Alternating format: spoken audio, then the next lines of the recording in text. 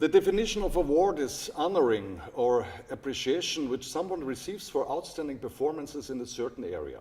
That I would ever be chosen for an award for my outing of my mental disease, respectively for the way I'm dealing with it, is something I never expected.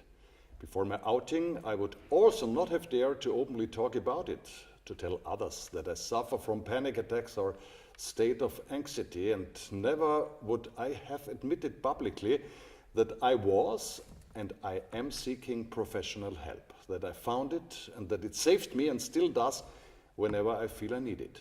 To consult a psychiatrist, work with a therapist, to let a professional help you when your soul is ill is something that is unfortunately still far from being socially accepted, as for many people it is still a taboo, something we don't really want to talk about.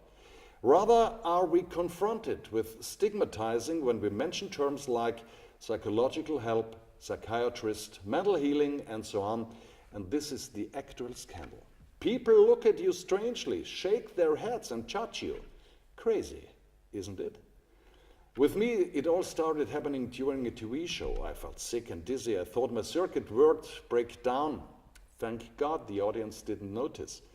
That was what I was most worrying about, that others could discover my weaknesses, my insufficiencies. After being medically checked and told that there was nothing wrong, that psychologically everything was fine, I got even worse. What would the others say now? The obviously strong, radiant man is mentally ill? Psyche sounds like a swear word for a lay person anyway. This forceful life on the outside for the others, the focus on the neighbors, the relatives, all of those who give you unrequested advice, although they often can't handle their life themselves. Me, the assumed strong, unbreakable, nice tent hosts, secretly sneak to this therapist once a week, and that felt good. In another TV show, Life Again, I had a guest and she should talk about her experiences with panic attacks. She wanted to speak out, and obviously we had the perfect woman to bring us a respectable number of viewers. Perfect.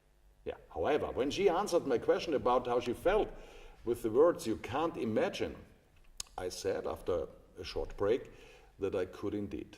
She then wanted to know why, and you can imagine the rest of this live conversation on TV.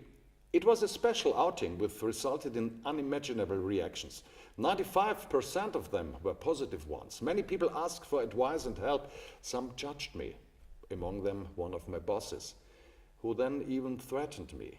Regrettable for him that apart from having lost my fear of panic attacks, I had also lost my fear of losing existential things, including my boss or my job. I'm not talking about respect, but that is what he didn't deserve anyway. I wrote books then, which to my amazement have all turned out to become bestsellers, and today I know that my panic attacks, the outing, the academic education to become mental coach years later, the writing, the speeches have changed my life completely.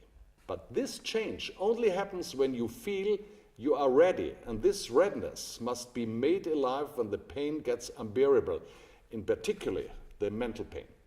Also, we men may be weak, we may cry, we may make mistakes.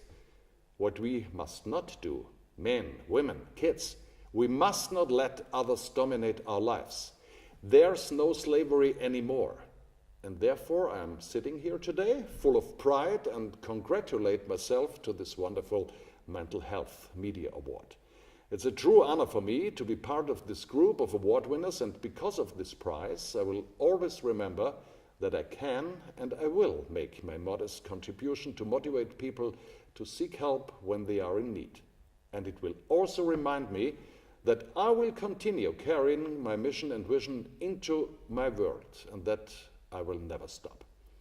I deeply thank you for this wonderful award.